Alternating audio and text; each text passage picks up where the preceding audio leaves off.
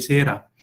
Ricordo che Marco lavora all'Università di Otago e collabora con l'INGV, con il laboratorio di cui sono responsabile da alcuni anni, e ha effettuato una campagna appunto su questo vulcano nel 2015 e ci presenterà i risultati del lavoro che ha svolto in questi anni.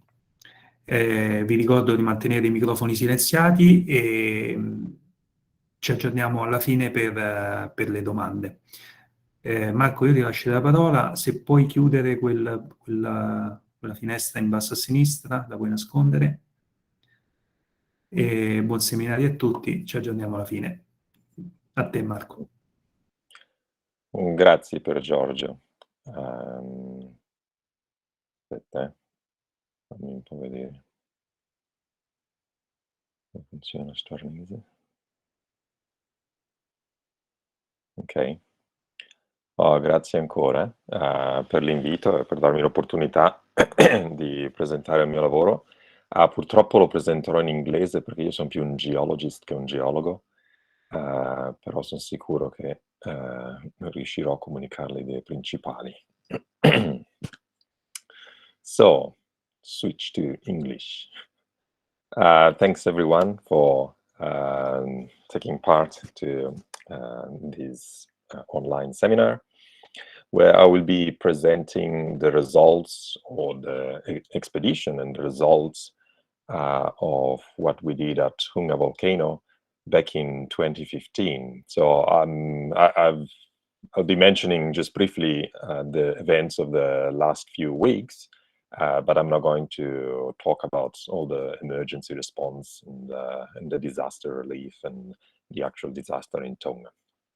So I should also mention that no way I'm the only one to have worked on this volcano. Here is a long list of names of collaborators from the University of Auckland.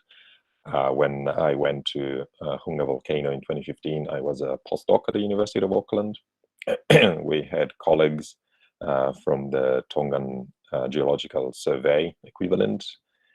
And since then, people have worked on these rocks at the University of Munich. Alessio is one of your colleagues at INGV in Rome. And Alex and Lucy came with us. They were a TV crew. The idea was to have a documentary done on this volcano, but eventually they couldn't get funding. And I'm sure whoever told them no now is kicking themselves, but such is life.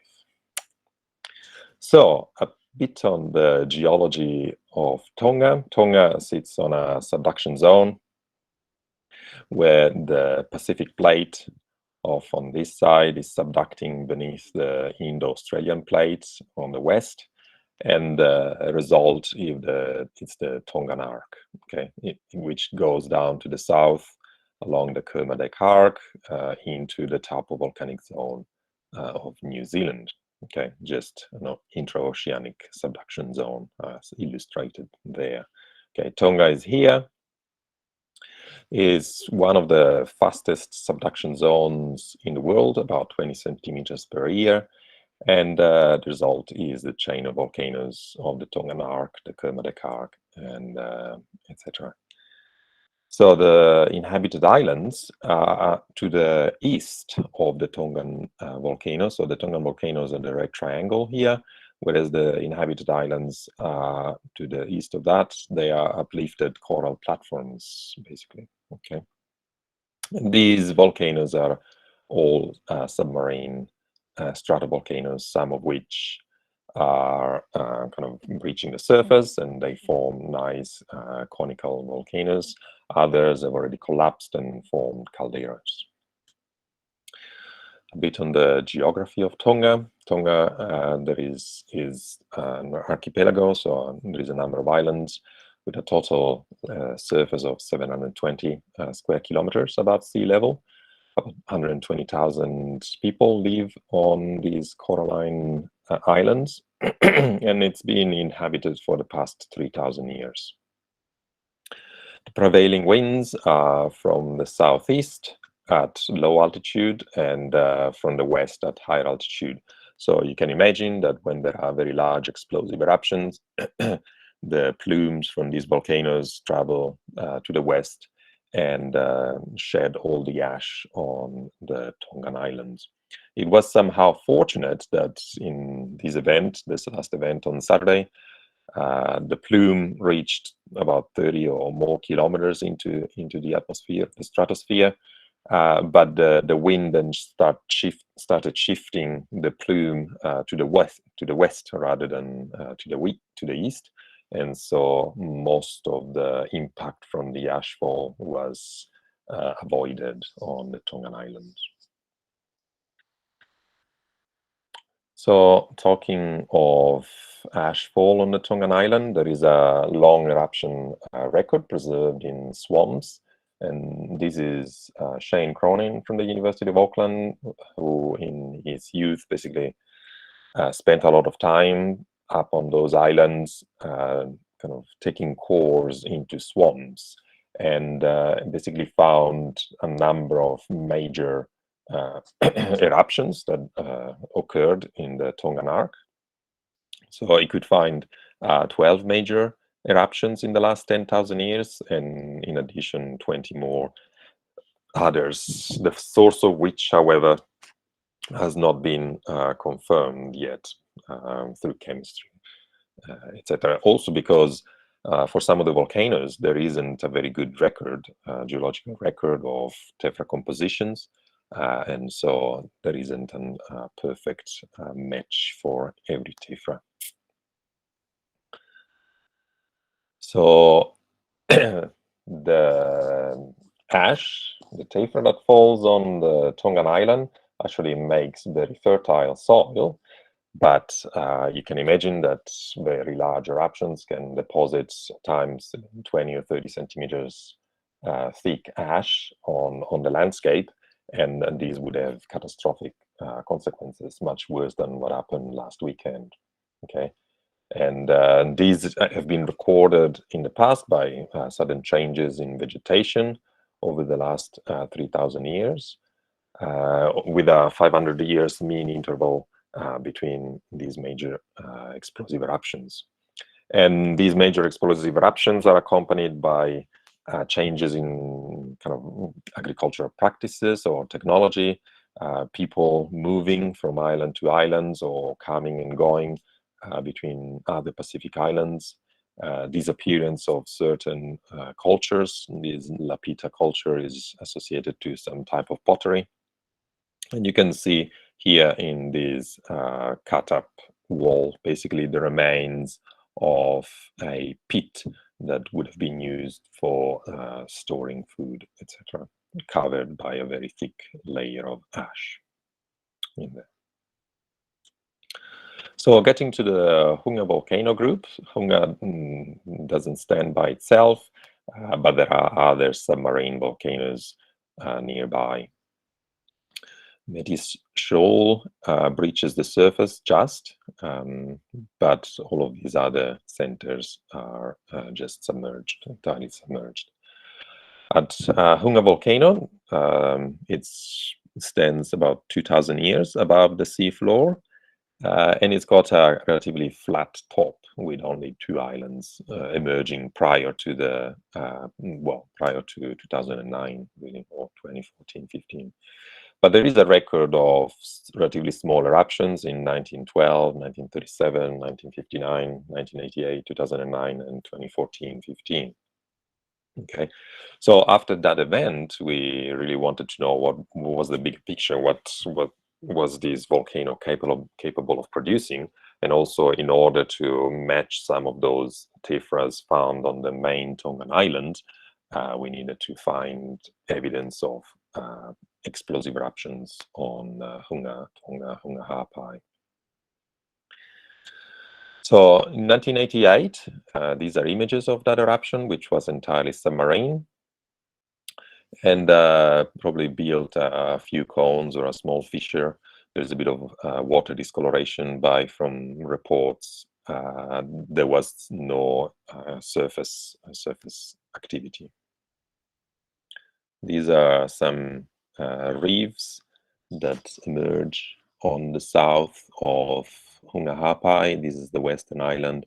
Hunga Tonga would be off to this side. So these are the reefs. And this is what the satellite saw in 2008, so prior to the 2009 eruptions, the two islands of Hunga Hapai and Hunga Tonga up here in the northeast, and those reefs down there. Then in 2009, a month-long eruption, mostly dominated by cessation style,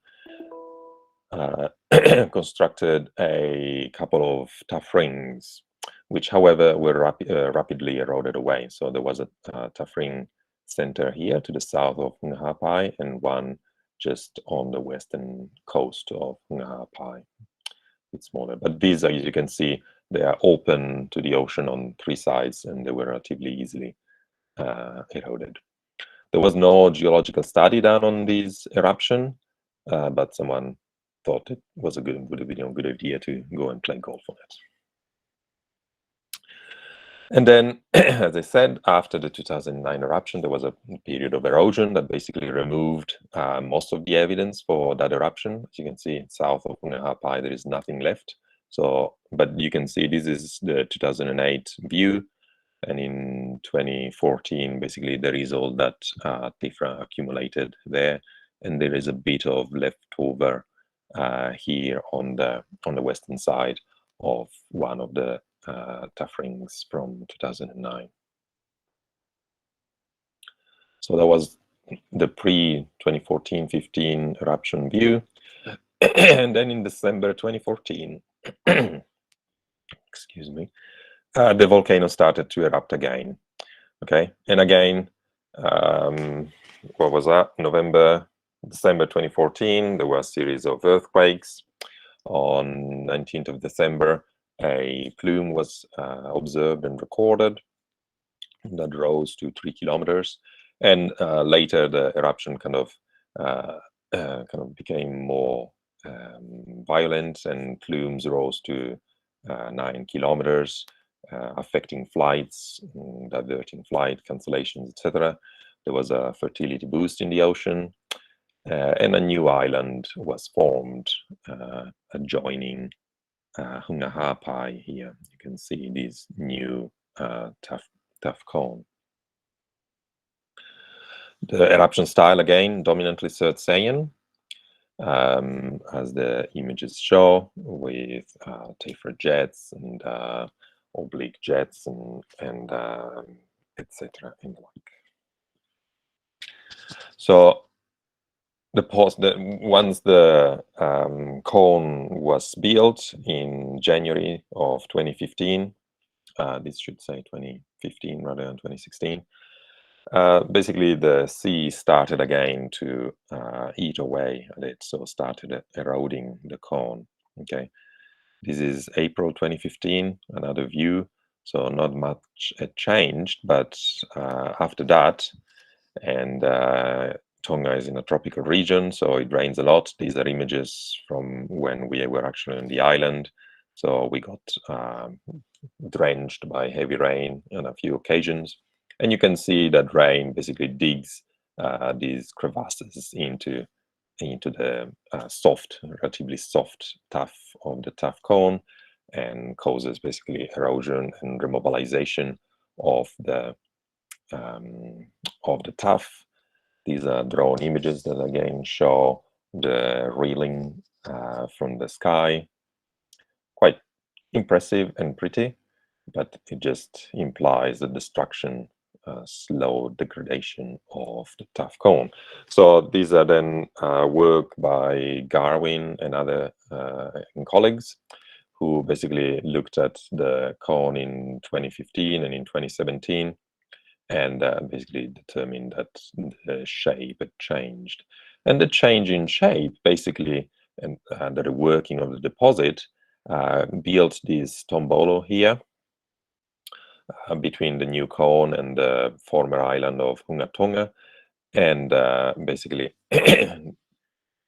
enabled us to access the island, because prior to that, everything was a rocky shore. then this cone had been built. And you can see in this embayment here, there is a bit less white on the shore, meaning that the waves don't crash quite as powerfully there, giving us an opportunity to actually land on the island. So we got some money from the University of Auckland and assembled a crew, chartered a fishing vessel, and went to the volcano via Tonga. We had a small dinghy to go from the boat to the island. We brought all our stuff on the island, and we basically ended up camping on that tombolo. This is basically all reworked lapilli from the young 2014-15 tough cone. And so everything was very well sorted, but kind of in the size of these lapilli were 1 to 2 centimeters. And you can imagine that setting up camp on that kind of ground, all these tents, the pegs for the tents were not very well, were not very stable into the ground. We tried to use some big rocks to put on the pegs. But some of the tents, actually one night we had very strong wind, and some of the tents collapsed, and there were some issues. So some good fun and memorable experience, but yeah, not all that easy. And then we started our survey. We brought with us a multi-beam sonar to survey the kind of sea in between those islands, Hunga Tonga, Hunga Hapai, and the southern reefs. And Simon Barker here, who's a fisherman as well, from now at the University of Victoria University in Wellington. He basically spent most of his time on the boat fishing and charting the seafloor, and basically mapped the caldera that kind of stands between the previous islands and the southern reefs. But we also found basically small cones, submerged cones here and there. These are probably the sites of the 1988 eruptions. This is where the 2009 vent was, the southern vent. And you can see that basically everything has been flattened to just a few meters depth by wave actions. A few domes on the eastern rim of the caldera, but otherwise a caldera with a floor about 150 meters deep. And the rest of the crew basically focused on surveying the land, and we started with the island or former island of Hunga Tonga. And this is basically made up mostly of a stack of lava flows with some minor surges in between, and pyroclastic rocks, but lava dominated. And on the kind of along the coast of this Hunga Tonga former island, we found some corals with the kind of intricacy and the well-preserved nature of these corals, suggesting that they're not being exposed to wave action for a very long time, maybe just a few years or so, implying a relatively recent uplift of the summit area of this volcano.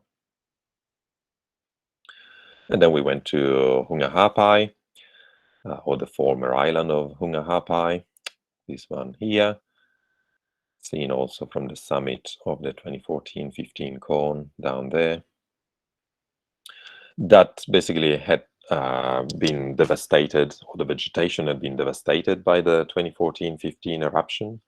Hunga Tonga in the northeast had basically not been affected, whereas Hunga Hapai had really suffered quite a bit by all the surges from the 2014 eruption.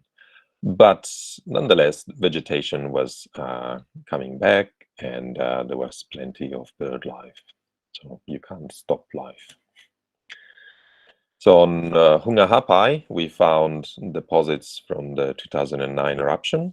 So this half moon here, more or less half moon, is the preserved tuff ring, or one of the tuff rings from the 2009 eruption, this small circle here, preserved there. So we could sample deposits from the 2009 eruptions. Also seen in this image here, down there along this beach, with the landscape basically blanketed by surges from the 2014-15 eruption.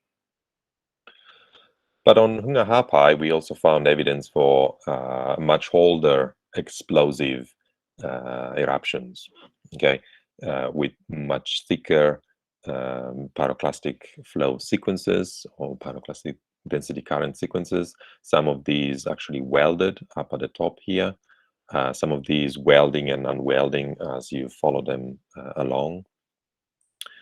So relatively thick pyroclastic deposits indicative of a very explosive past lying directly on a stack of lava.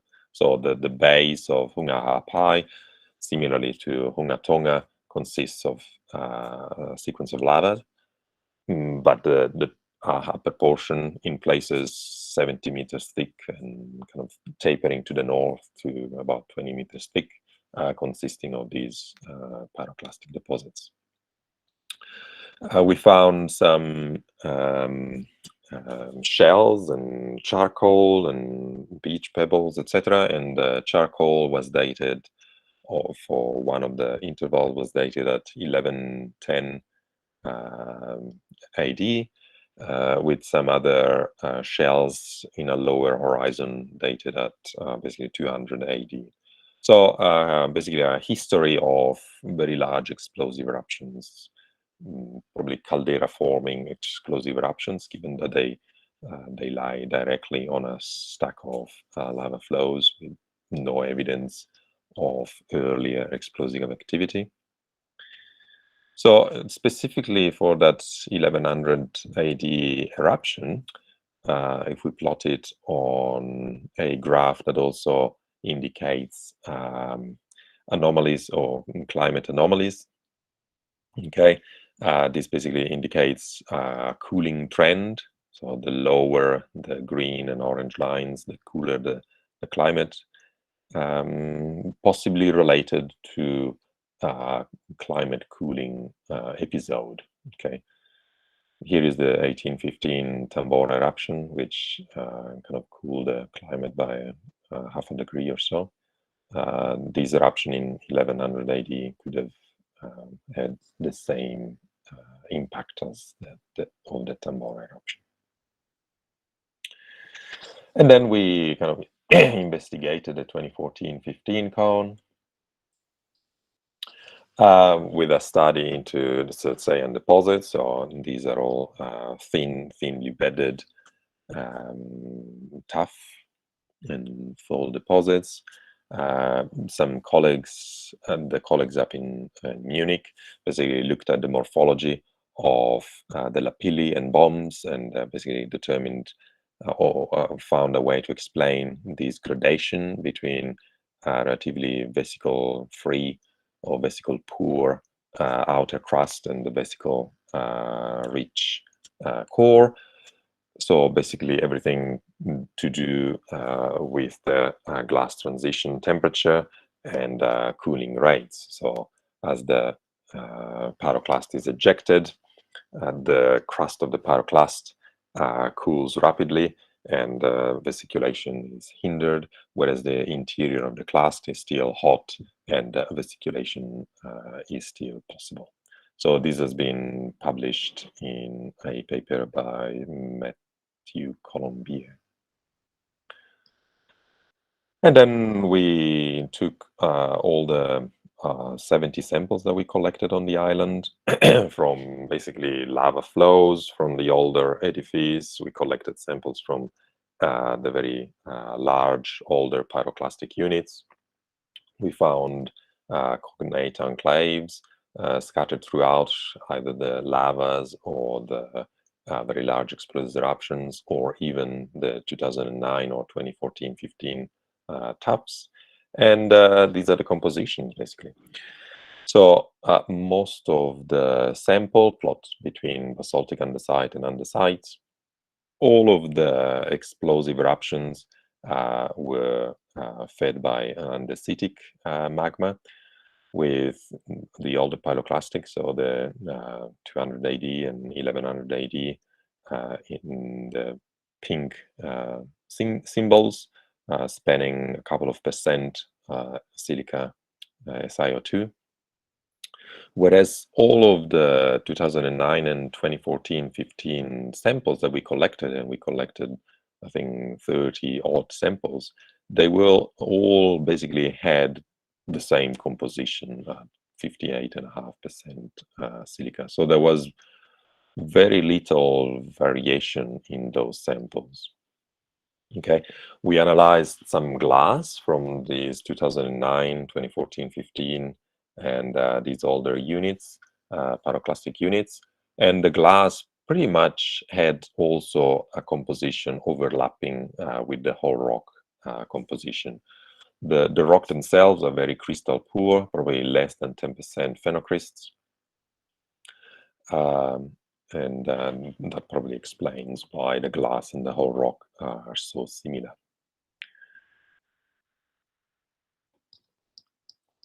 Looking at the chemical stratigraphy, so we've got the lavas down at the bottom, the older pyroclastics, 2009 and 2014. You can see how monotonous these 2014-15 sequences are. We've got phosphorus and titanium here on the horizontal axis.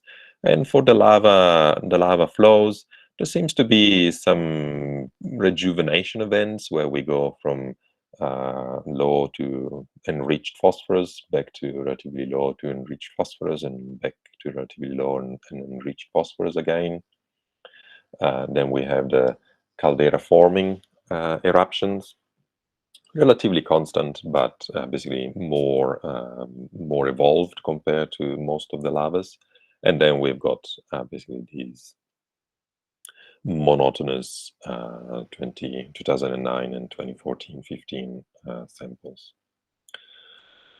The petrology, basically the rocks are dominated by clinopyroxene and plagioclase with minor orthopyroxene. These are this is a picture of a photomicrograph of the lavas, okay, CPX and plagioclase. The cognate enclaves, which are again dominantly gabbroic, with plagioclase and clinopyroxene and minor orthopyroxene, and the pyroclastic deposits, again CPX, plagioclase, and vesiculated glass. So not much in terms of oxides, no apatite. There is some interstitial biotite in some of the cognate enclaves, but no biotite observed in any of the volcanic units. And using this mineralogy, the plagioclase, clinopyroxene, orthopyroxene, we could basically recreate the observed chemical trends by mass balance models. Mineral chemistry. Again, this is basically the feldspar triangle with anorthite at the top, albite orthoclase, and the portion shown here is basically this upper 40%.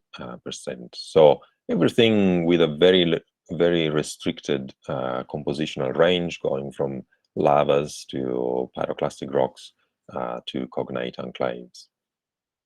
Okay, one interesting observation is that looking at the pyroclastic rocks for these 2014-15, 2009, and the older pyroclastics, the recent eruptions, the dominantly cessation eruptions, basically had relatively anorthitic core and less anorthitic rims in empty columns. Whereas in the older pyroclastics, both core and rims were highly anorthitic, and one might say that the rims were actually more anorthitic than the core. So some of these crystals actually did show some reverse zoning, which might be related to the mechanisms that basically drove the eruptions.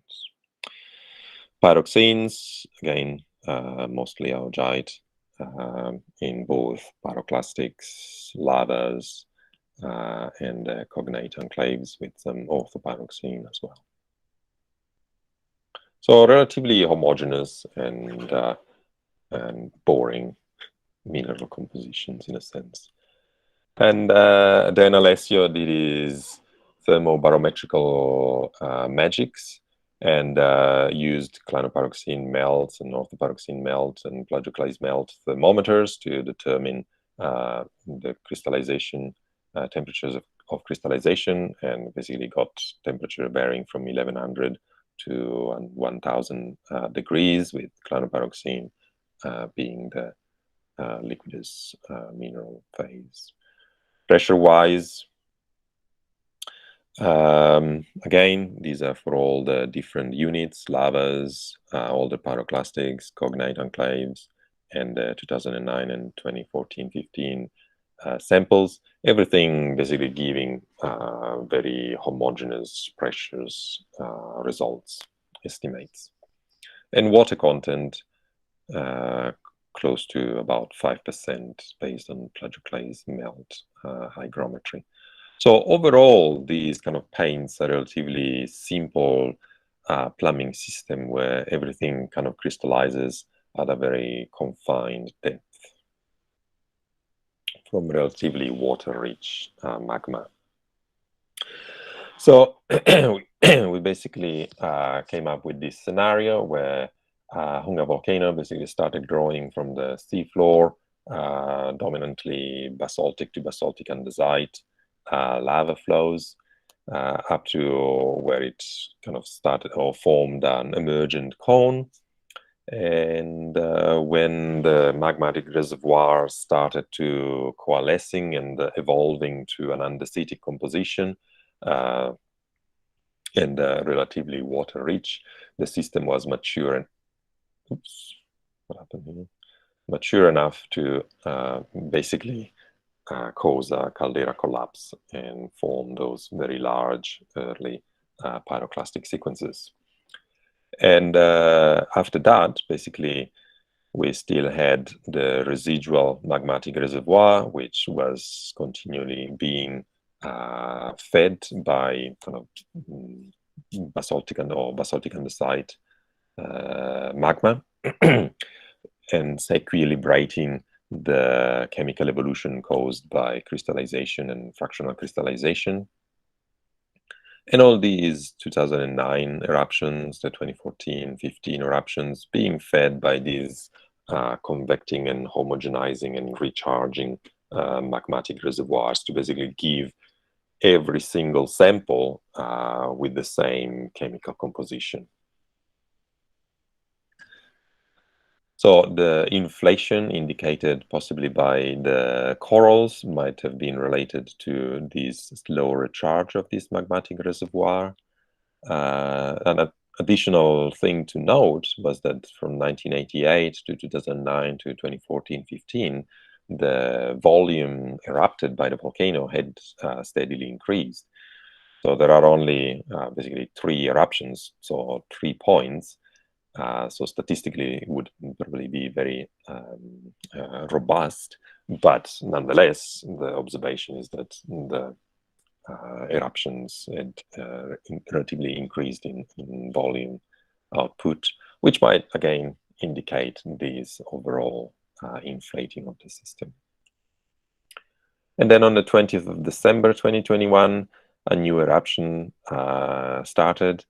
And again, dominantly cessation, so not unlike every eruption prior to that, at least the 2009 and 2014-15 events.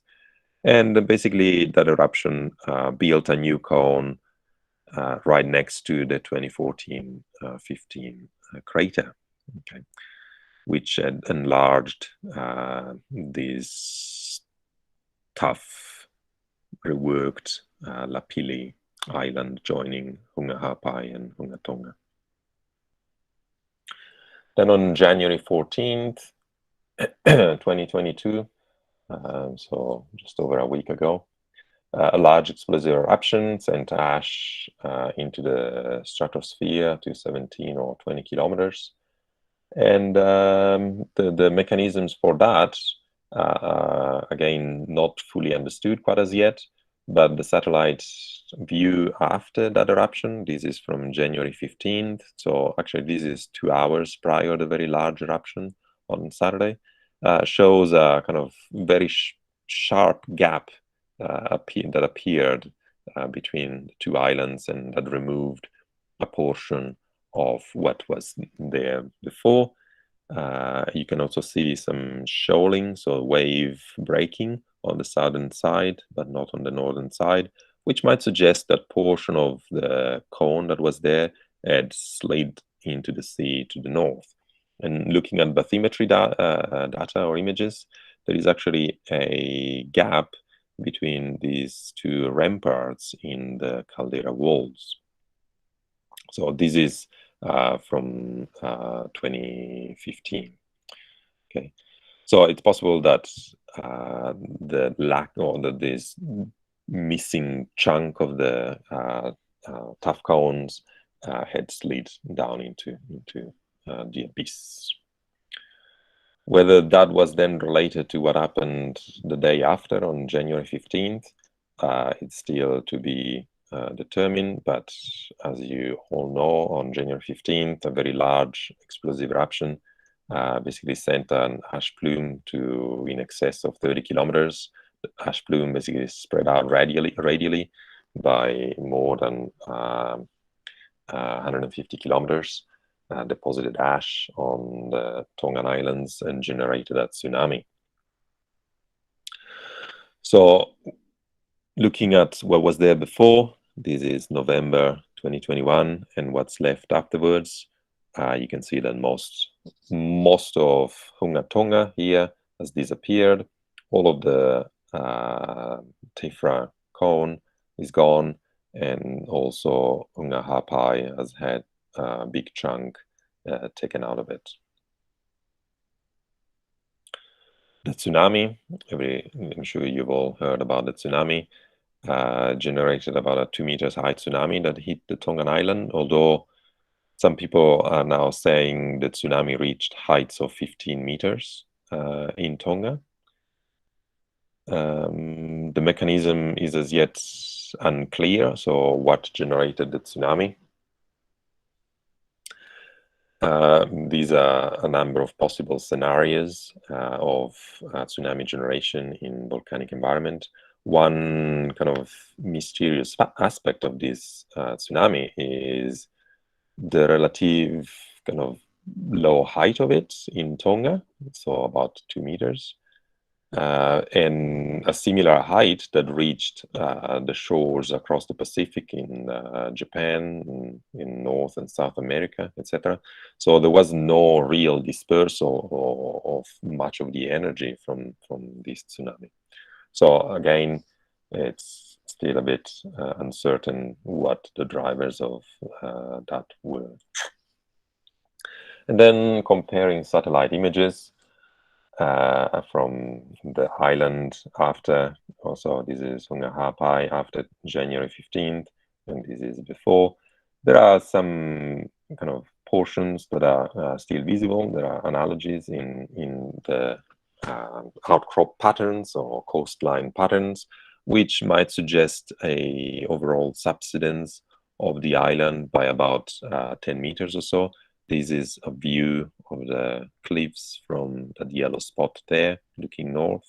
Okay, so all of this is gone. All of the 2009 tough material has been either washed away, or if the island basically sunk beneath the waves or kind of subsided by about 10 meters, basically all of that has been submerged and also washed away. So the deflation of the volcano overall might indicate that it's kind of released a lot of the magma and energy that had been stored, and suggesting that possibly the volcano might be quiescent for a while. And indeed, since last Saturday, there has actually not been any indication of an eruption. So to conclude, we've got a high frequency of eruptions, either cone-forming, intra-caldera, or the older caldera eruptions as well. These could be a potential source of tephras on the main islands of Tonga. We have now received some glass from the 15th January eruption, and we'll soon be analyzing the composition of those to see how that fits into the current data set and the current models. And in future, potentially installing some monitoring equipment, not just on this one, but on all Tongan volcanoes due to the potential impact.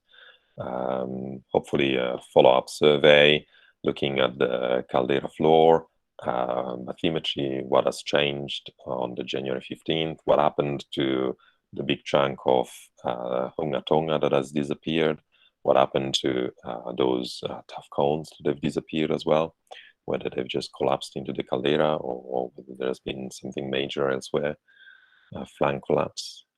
And as I said, doing more chemistry, glass chemistry, argon-argon dating, and all the samples from basically the past several thousands a year of the volcano, from the lavas to the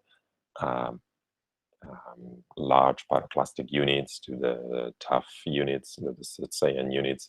They are now still with us, and I'm sure there's going to be plenty more work that will arise from this eruption.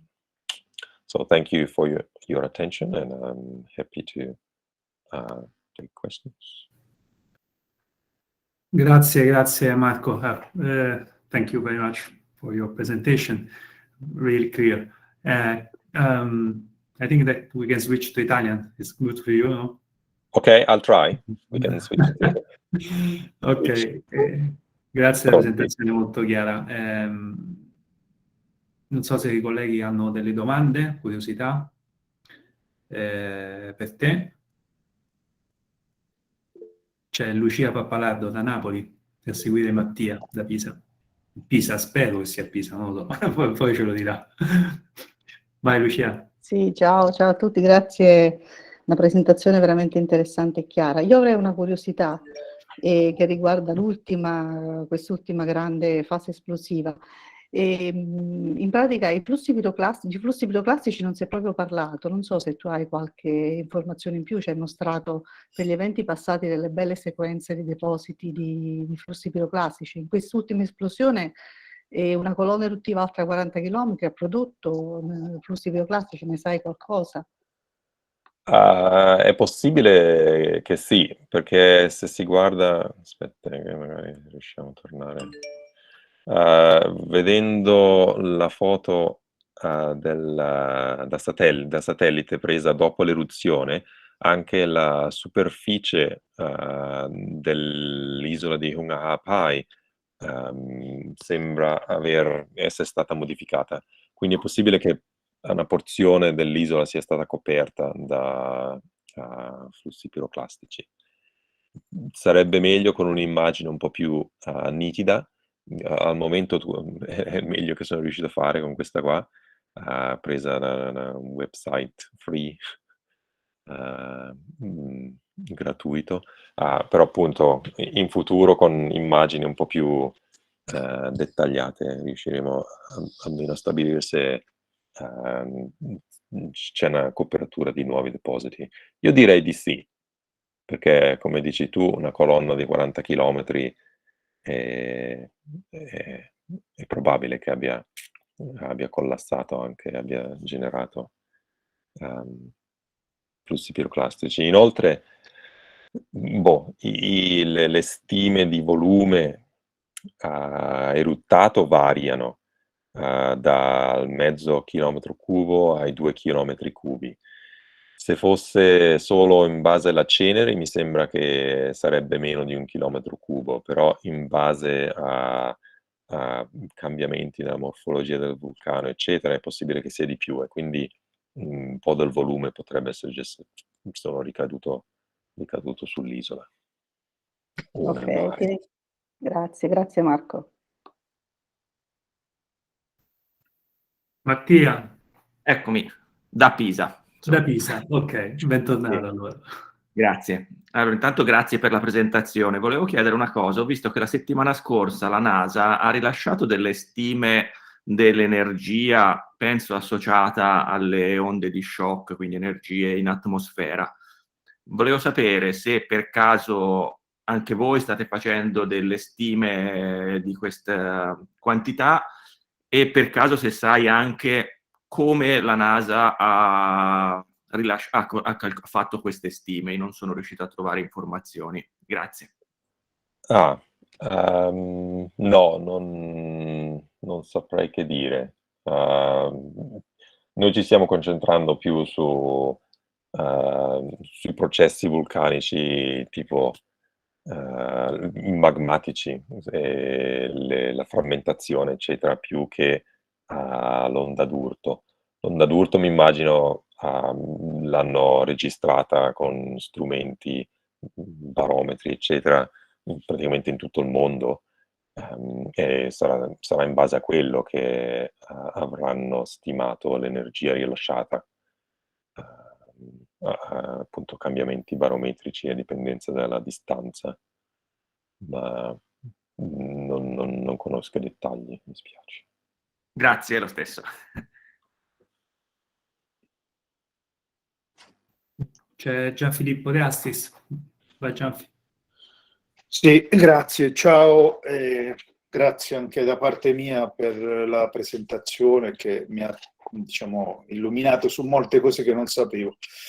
La mia domanda è questa, però, naturalmente fatta da uno che ha guardato le migliaia di immagini satellitari dell'esplosione su Twitter o su tutti i media possibili e immaginabili, dato che l'eruzione ha avuto questo grande impatto mediatico e quindi in maniera molto superficiale, devo dire, però la mia impressione è stata uno che questa altezza della colonna, più di 30 km o 40 km, non so, fosse, diciamo, sì, verosimile, però una colonna molto chiara, molto chiara, quindi con pochissimo materiale. Quindi un'eruzione con anche l'onda d'urto, il base surge, diciamo, che si allarga, che è stato di diametro impressionante, non so, più di 400 km, eccetera, sembrava anch'esso molto chiaro. Quindi non so se chi ha fatto e come sono state fatte queste stime del volume di magma eruttato, però ecco, viene il dubbio che l'eruzione abbia avuto una enorme e anche mai vista quantità di vaporacqueo che è stata coinvolta e molto poco materiale piroclastico e magma, diciamo, fresco. Non lo so, tu che ne pensi di questo? No, hai ragione. In effetti anche qua erano tutti stupefatti quando le notizie sono tornate da Tonga e hanno detto c'erano solo 2 centimetri di cenere. Vista la magnitudo e le immagini satellitari, tutti si aspettavano un risultato molto più cataclismico su Tonga. Invece sia lo tsunami che la ricaduta di cenere era minima. Come ho detto, forse in parte perché il vento ha spinto poi la nube verso l'ovest, ma ciò nonostante. Le stime di volume sono basate, da che so io, quelle mi sembra tra il mezzo e il chilometro cubo, sulla ricaduta di cenere. Però anche lì, oltre che sulle isole di Tonga, non è che ci sono molte isopacks per ricostruire questi modelli, quindi l'errore sarà veramente largo. Altri volumi in base alla superficie della caldera e a una stimata subsidence della caldera. Ho capito, grazie. Ma dico un'altra cosa. Anche la quantità, ricordo che anche una cosa che mi aveva colpito, che era la quantità di SO2 nelle nubi era bassa, diciamo, molto più bassa di quello che ci si sarebbe aspettato. E questo quindi era un altro segnale di uno scarso coinvolgimento di magma fresco, di magma insomma emesso. Questo va anche trovato conferma in alcune osservazioni insomma fatte da voi più da vicino, ecco. Sì. Ah no, senz'altro. Forse la potenza e le immagini impressionanti sono più derivanti da un'interazione perfetta o massimizzata tra magma e acqua, quindi non so, freato pliniano, sicuro i nomi si seguiranno, ma sì, di magma ce n'era chiaramente, perché dalla cenere che abbiamo osservato finora ci sono anche particelle juvenile, Sì. però sì, probabilmente non tanto come si potrebbe aver pensato vedendo le immagini iniziali. Ok, grazie ancora. Elisabetta? Ciao, non so se mi sentite. Sento. Ciao Marco, grazie della presentazione. Io volevo una curiosità, ho visto che nella slide sull'evento precedente, quello del 2015, parlavi di segnali precursori, in particolare sismicità, o sbaglio? Sì, c'era stato qualcosa. Volevo sapere se per caso esiste, oppure se c'è qualcuno che sta studiando, se sono stati già individuati segnali precursori a questo evento, sia dal punto di vista della sismicità, sia ad esempio inflazioni o deflazioni. So che il USGS si è interessato e ha riguardato i cataloghi, eccetera. Non ho ancora sentito nulla di precursorio o precursore, però parlavano di terremoti, ma non volcano tectonic o vulcanici, più terremoti tettonici, alcuni giorni dopo. Però anche lì l'epicentro di sti terremoti non è ancora ben chiaro, penso. Quindi sicuro ci sarà più lavoro anche lì che verrà fuori. Che so, l'USGS ci sta lavorando. Ok, però ancora non è stato osservato nulla chiaramente, in maniera chiara, diciamo. No, non ancora, no. Ok, grazie. C'è Stefano Carlino. Sì, buongiorno. Buongiorno. Anche per il seminario avevo già letto il lavoro che era in press, perché noi abbiamo scritto ai funzionari del progetto Aristotele l'eruzione, e un'osservazione volevo fare, che era quello che facevamo proprio durante la compilazione dei report e con il British Geological Survey. E è proprio questa discrepanza un po' fra l'altezza della colonna eruttiva, l'energia, quindi insomma ritornare un po' al discorso dell'energia, perché in effetti non c'è molto accordo, come anche diceva Gianfilippo, tra l'altezza della colonna eruttiva e il volume eruttato, perché diciamo 30, addirittura 40 chilometri normalmente sono eruzioni di un VE intorno a 5, forse anche qualcosa in più, e invece dai volumi eruttati siamo ai limiti di un VEI 4.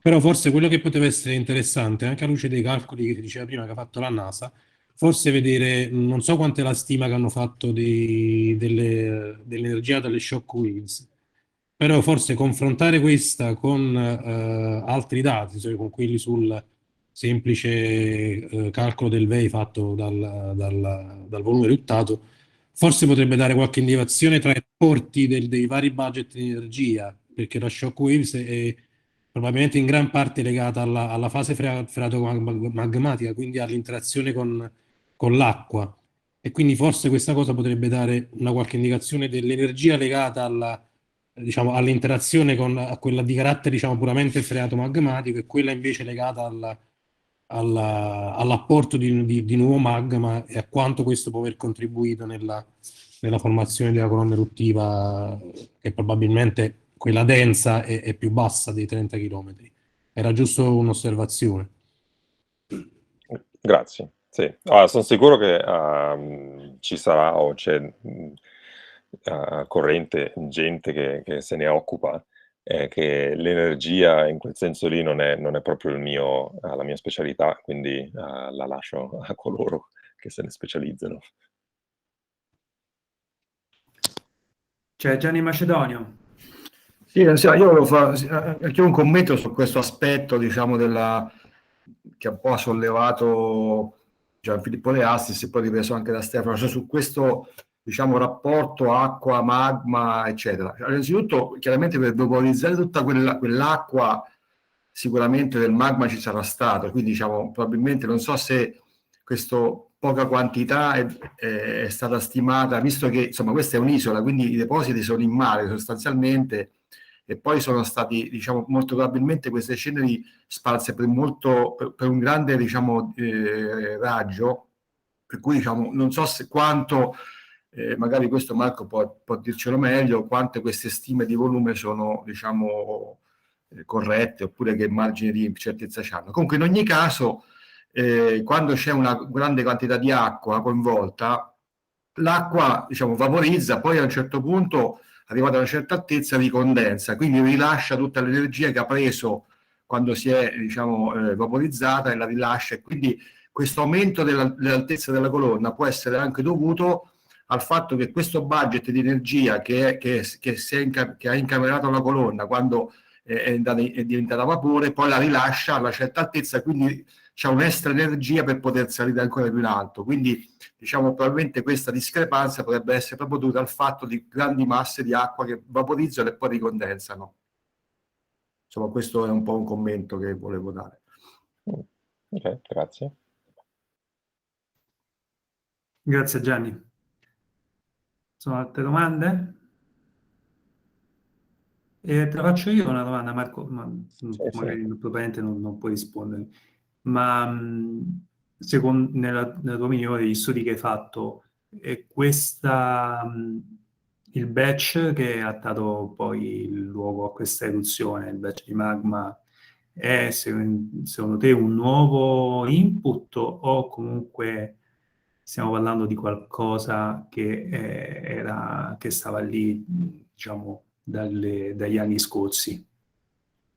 Boh, ancora da vedere, perché non siamo riusciti ad analizzare il vetro a microsonda serologica, come ho detto, o neanche a vedere se i cristalli sono reverse zoned o cos'hanno. Io penso di no, penso che fosse una steady state, perché l'eruzione è cominciata a dicembre nella stessa maniera che era praticamente nelle ultime eruzioni, e si era calmata a inizio gennaio, e poi appunto è successo qualcosa.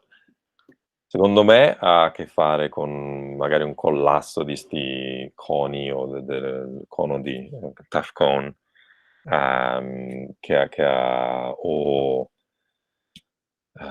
depressurizzato, o